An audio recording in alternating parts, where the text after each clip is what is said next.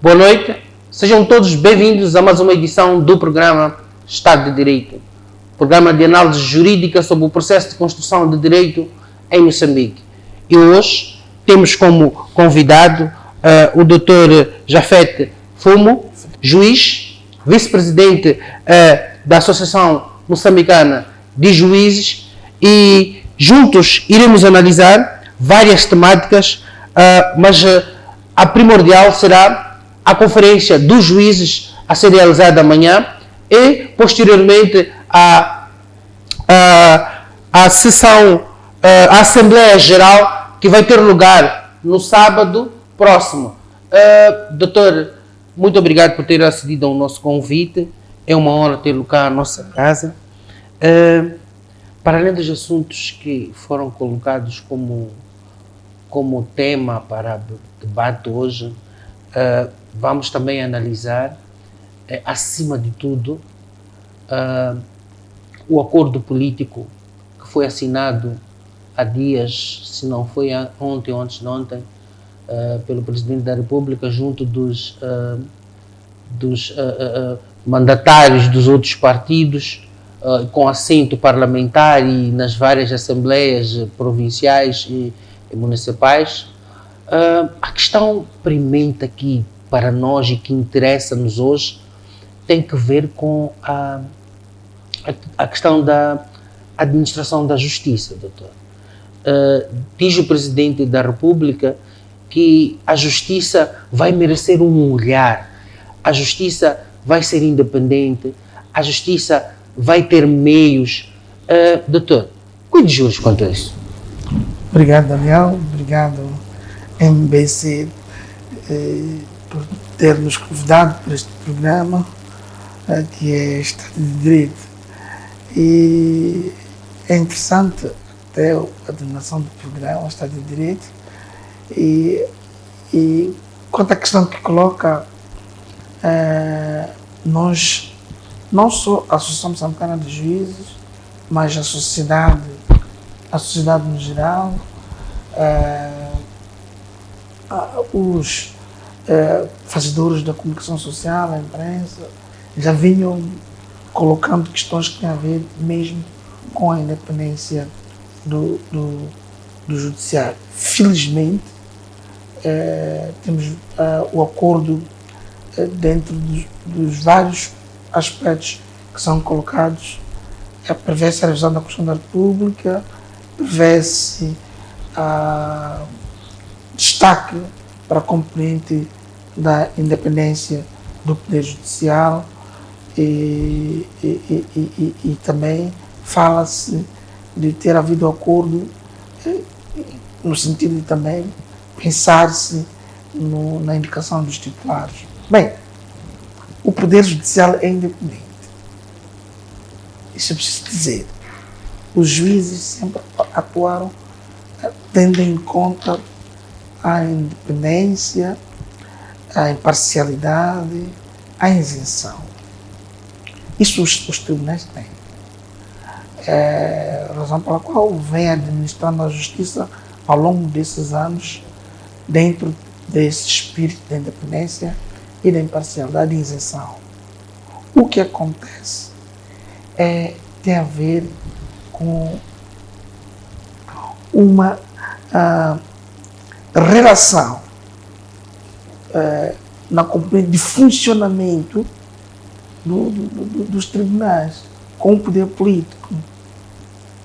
Esse problema não é só dos tribunais. Executivo, no caso. Sim, não é só dos tribunais, mas também esse problema também afeta o poder legislativo. Só que ainda não se discutiu isso. Provavelmente na revisão da Constituição da República vai se discutir. O que é que tem que ser feito?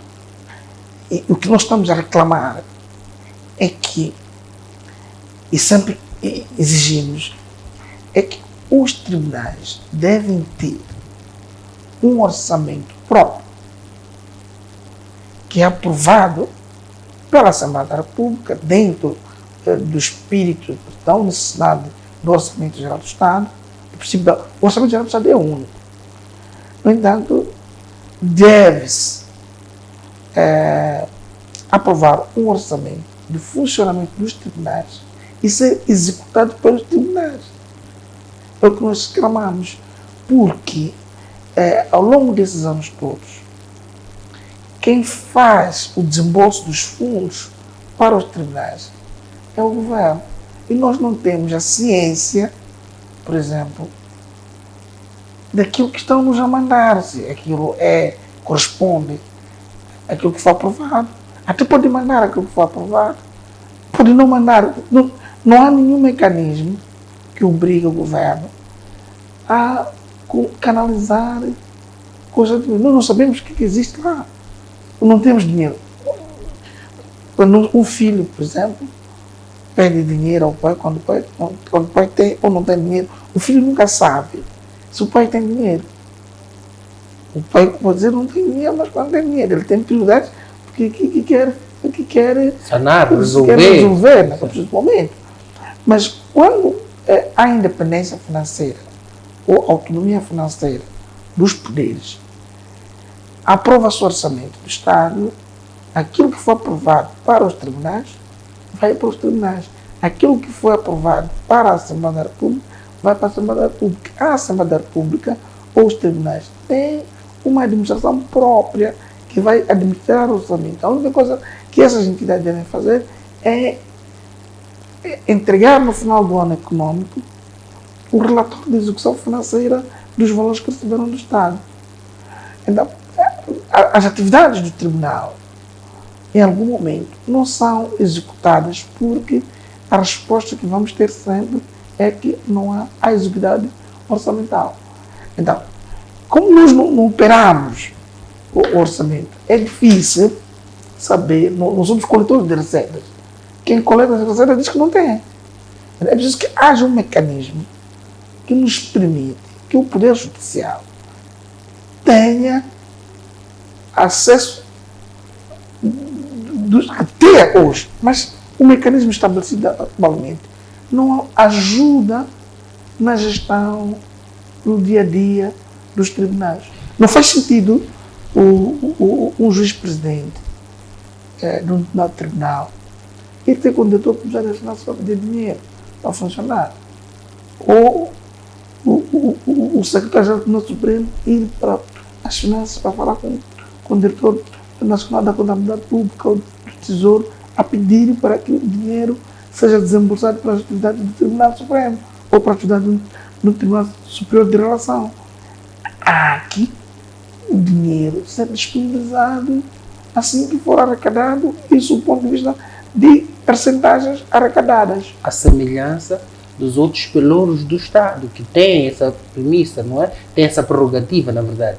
Sempre que aprova-se o orçamento do Estado, reparte-se aquele bolo para eles. Para a administração da justiça não acontece assim? Não. O que acontece, Daniel? Há um arrecadador das receitas. O dinheiro é depositado numa conta. CUT. Há quem gera aquele dinheiro. Quem gera aquele dinheiro é o Tesouro. O Tesouro faz a redistribuição do valor. O Tesouro é que acha, é que entende que aqui há necessidade de nós libertarmos o dinheiro para essa atividade. Aqui não há necessidade. Quem olha e diz onde é que temos que entregar dinheiro para a execução da atividade é o Tesouro. Não sei se estamos bem. Mas se nós tivermos uma independência, uma autonomia financeira, isso tudo resolve-se, porque o Tribunal Supremo, os juízes-presidentes dos tribunais provinciais não irão pedir desembolsos junto do diretor poder das finanças. Para nós funcionarmos, dependemos do governo. Doutor, não perca o fio. Há um erro que alguns, se não muitos, advogados ou todo o utente do tribunal ou aquele que recorre ao tribunal, não sei se é erro, vamos aproveitar a deixa para esclarecer este aspecto. São pagas custas altíssimas, doutor. E não se entende que haja, conforme o doutor disse, dificuldade vamos lá, de pôr a andar as atividades do tribunal, conforme diz, quando os utentes pagam custas chorudas do tribunal, uma, duas vezes, até pelo mesmo processo. Doutor, para onde é que vai este valor? Bem, deixa eu primeiro terminar o que estava a explicar. As finanças arrecadam um valor e fazem a distribuição. Nós, no passado, chamamos a atenção quando apresentamos o nosso caderno reivindicativo ao governo sobre esses aspectos. Dizemos, olha, nós queremos a independência financeira do Poder Judiciário, porque quando nós interagimos com os nossos chefes a nível da direção do Poder Judicial, a nível dos vice-presidentes dos tribunais provinciais, a nível dos tribunais superiores do curso, o que dizem-nos é que nós não temos dinheiro para fazermos face a essa despesa. O governo não nos manda dinheiro. Então nós chegamos a dizer que não, nós temos que ter, os tribunais devem ter, para além da independência na atuação, os tribunais também devem ter a independência financeira. Portanto, esse acordo político que foi firmado entre os partidos políticos já vem reforçar também as preocupações que nós apresentamos já desde o ano passado.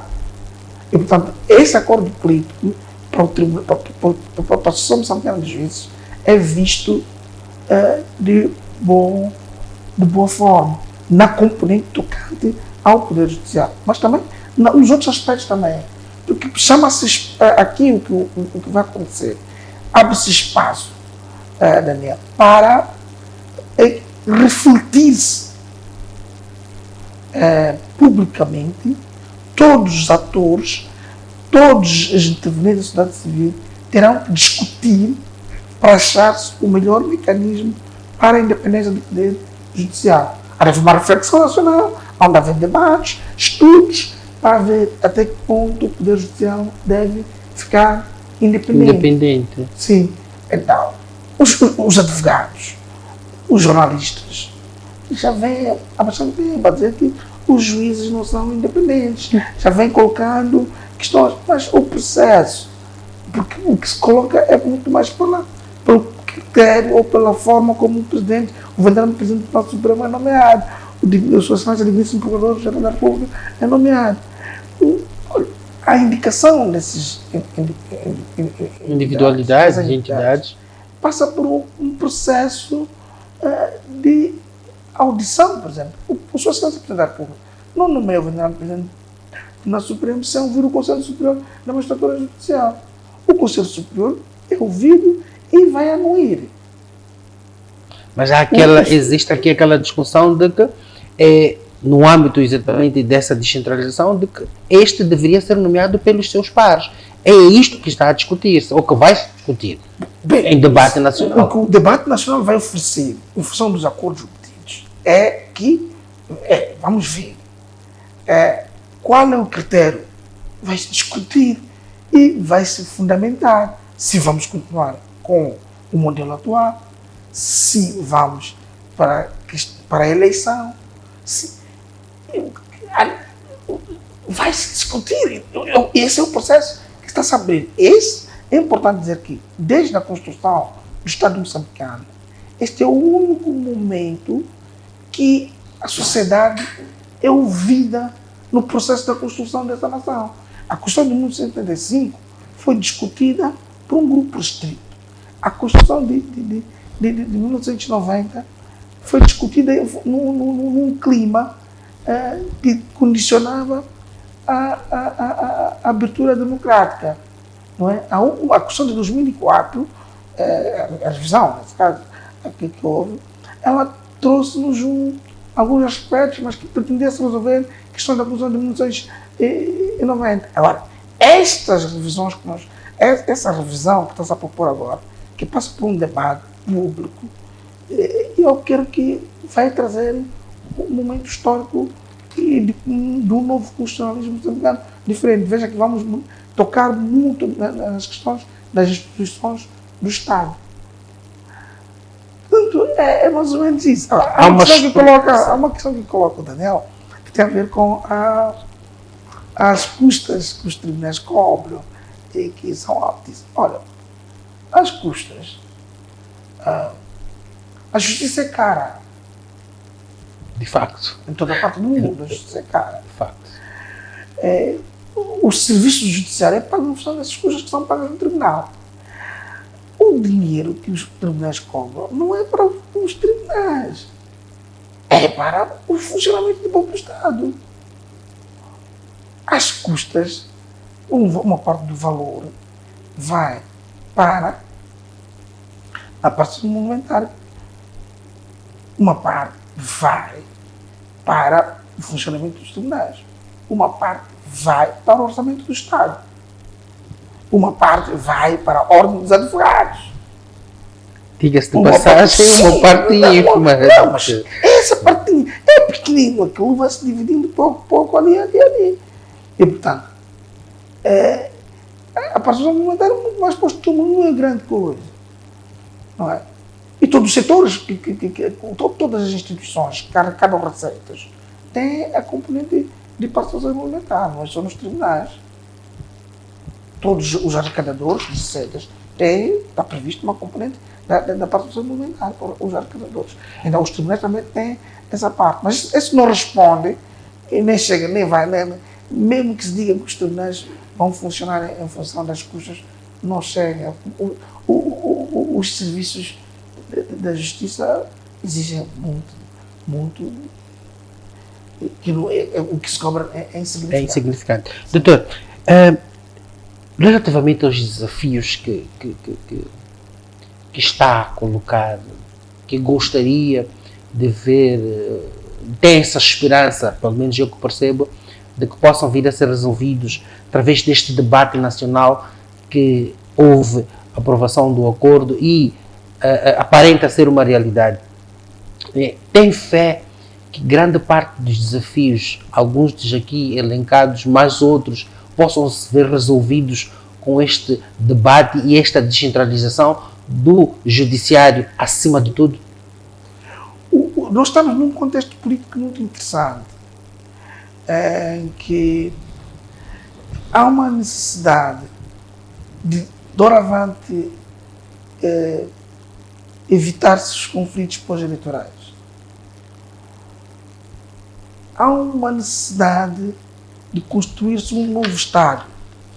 Há uma abertura que se iniciou no final do mandato de Sua Excelência Presidente Filipe Jacinto Nunes. A iniciativa do diálogo começa no final do mandato de Sua Excelência Presidente Filipe Jacinto Nunes e o Presidente Chapo dá continuidade. Os partidos políticos comprometeram-se e os partidos políticos perceberam que, de facto, há necessidade de termos um poder judicial forte. Não é fraco o atual, mas tem que ser fortificado. Pode ser mais forte ainda. Sim. Portanto, o debate vai permitir, e todos querem, se nós temos um poder judicial fraco, temos um Estado de Direito fraco. Naturalmente. E, portanto, se nós temos um poder judicial fraco, ninguém terá a quem recorrer numa situação de violação de um direito seu. E, portanto, se fragilizarmos o poder judicial ou se nós vamos construir um novo Estado, mas criando condições de fragilidade do poder judicial, esse Estado não vai existir. Então tem que ser um poder judicial forte para poder subsistir no próprio Estado. Exato. Doutor, abriu recentemente o ano judicial, para além dos desafios estes de âmbito ou de cariz nacional, mas de um âmbito maior, temos também as questões que são colocadas no dia a dia,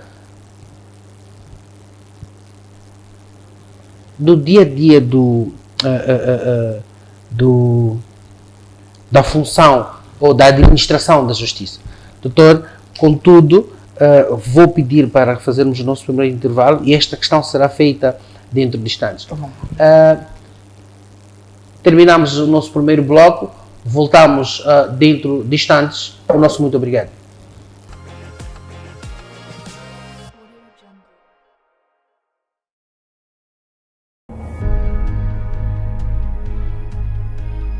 Transportadores semi-coletivos de passageiros. Para 2025, os comerciantes informais. Aqui na Avenida Eduardo Mondlane, a situação se encontra mais tensa. Nossa equipe de profissionais dedicados trabalha incansavelmente para levar até você conteúdos preciosos, relevantes e atuais.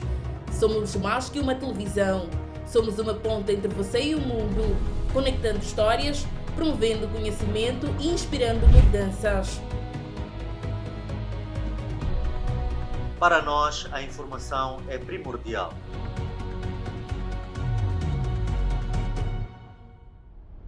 O nosso compromisso é informar. Atualizações essenciais para o seu dia a dia. MBC, conectando o mundo.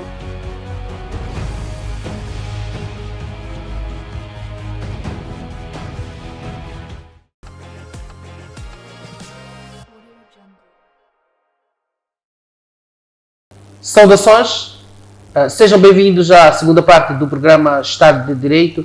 Jafete Fremo é o nosso convidado. Doutor, como dizíamos antes de sair o nosso intervalo, para além dessas questões macro de que fala aqui, temos também, tivemos recentemente a abertura do ano judiciário.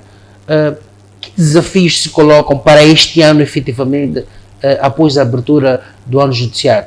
Como é que está a ser o vosso trabalho com esses desafios? Até porque, ao falar do cumprimento das atividades, recordo-me ter ouvido, na altura, uma entrevista do presidente da Associação de Juízes Moçambicanos, onde falava realmente sobre a falta da independência do juiz e comparou-a nos seguintes termos: como é que teremos um juiz independente quando este, para imprimir uma sentença, precisa ir pedir papel ao administrador?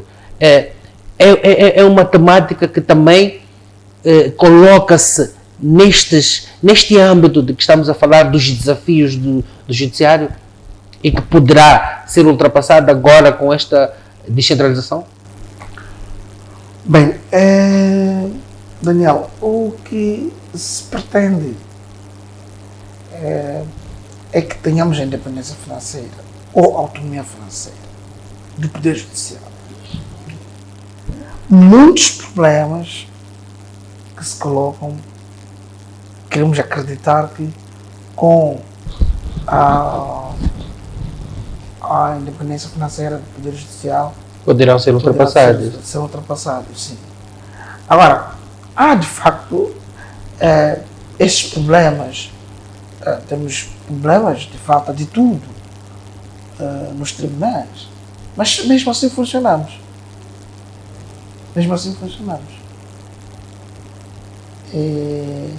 Em condições difíceis. Por isso, amanhã vamos falar, por exemplo, na nossa conferência, vamos falar sobre a corrupção no seio judiciário. Se ele não tem papel, tem que pedir ao administrador, e o administrador, obviamente, vai dar o papel. Mas se o administrador não tiver papel, a quem ele há de pedir? Vai pedir a um agente econômico local? Nós, quando falamos, por exemplo, da autonomia ou da independência financeira do Poder Judicial, é preciso perceber o que é isso. Nós já tivemos umas histórias de um colega que julgou alguém por condução sem habilitação para conduzir. Mas ele, depois de condenar a ele não vivia naquele distrito. Ele tinha que voltar à cidade. Aquela mesma pessoa que ele condenou é que tem cara aí na aldeia, aí na vila, que vai para a cidade. Como é que fica esse colega? Ele não pode dormir aí, porque nem tem pensão para dormir ali. Olha, antes do tempo do presidente Guebuza, os distritos não tinham condições, não tinha sítio para dormir. É um paradoxo. Sim, agora como?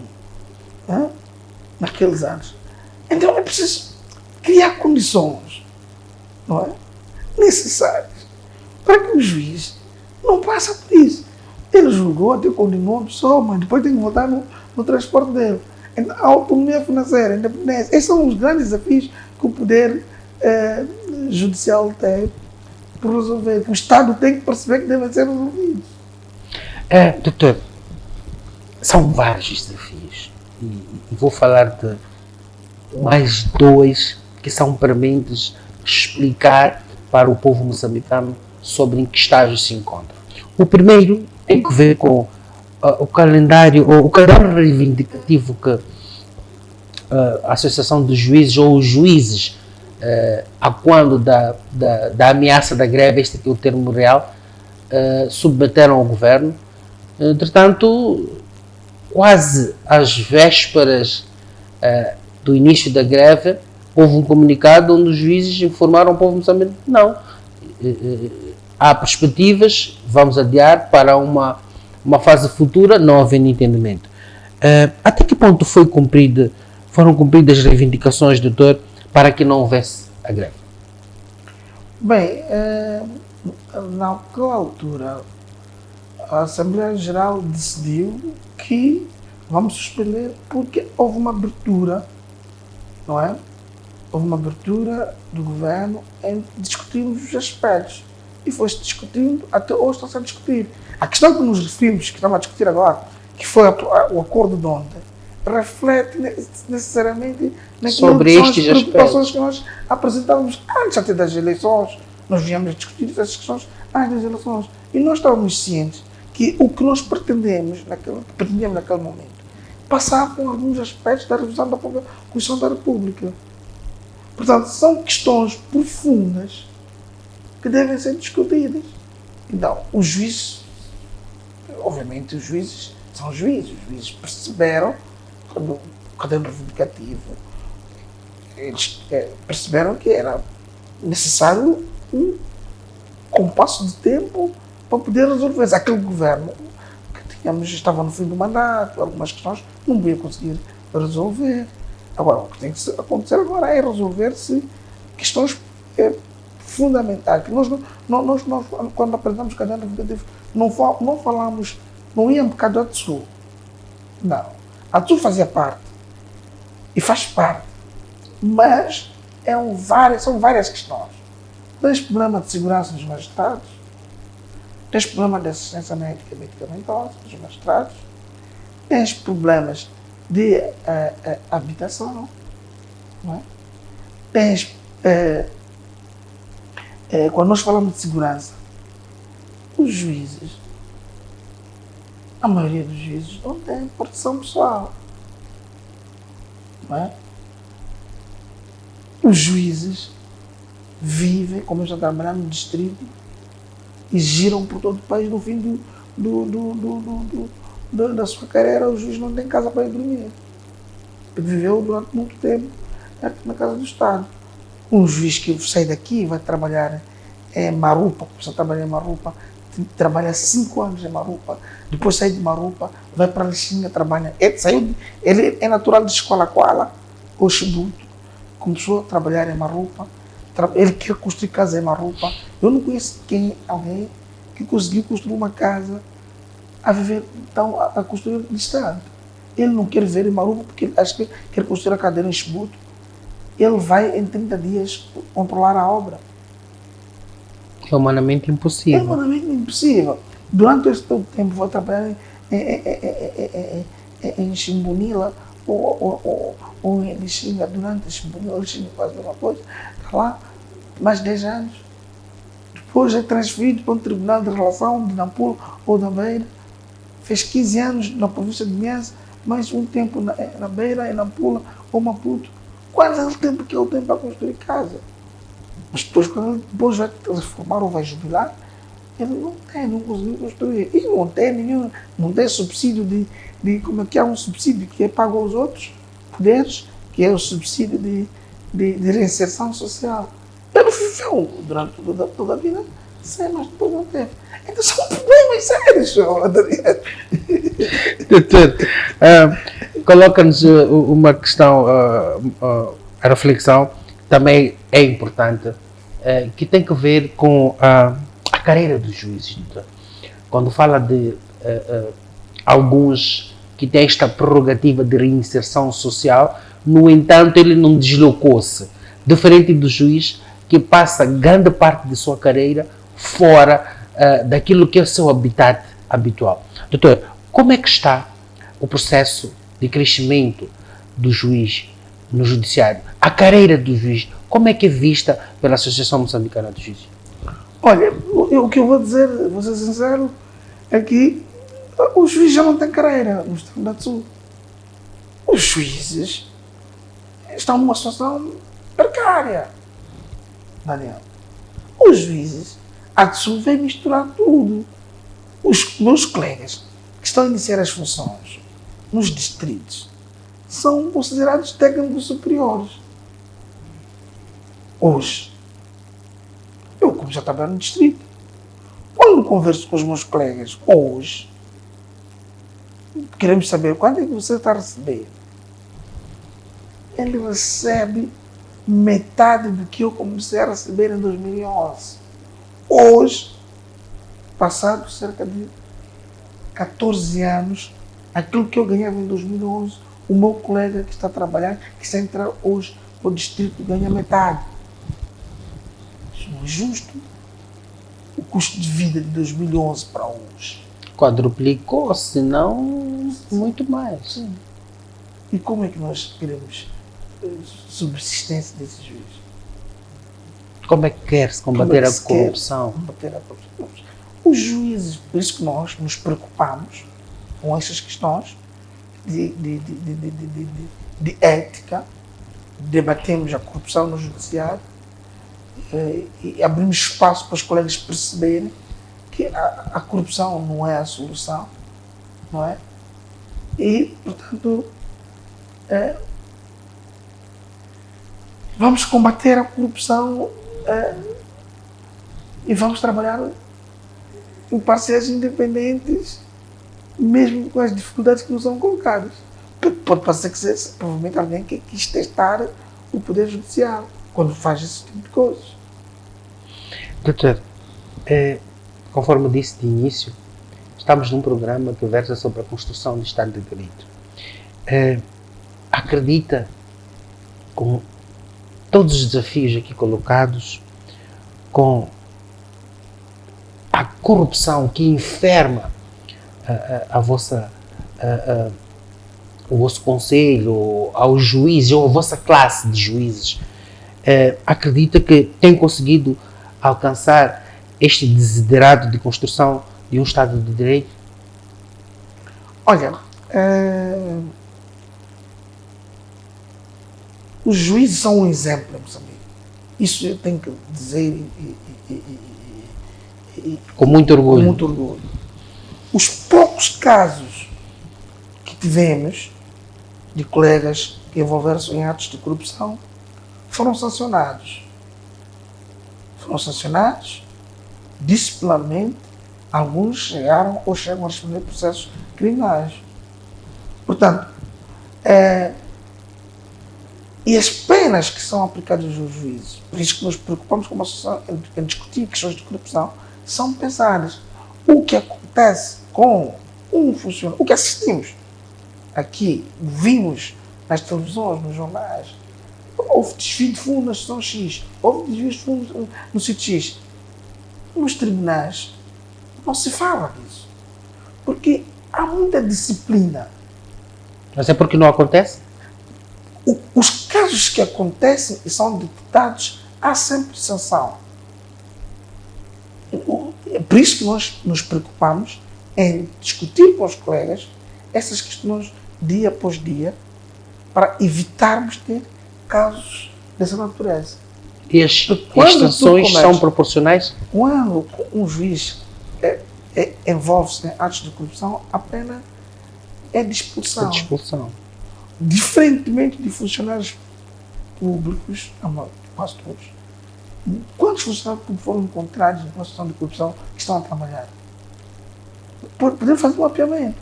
Os processos disciplinares de muitos funcionários não levam à expulsão, mas o juiz é expulso e o Conselho faz a questão de comunicar a todos os juízes de que o colega vosso foi expulso porque fez isto.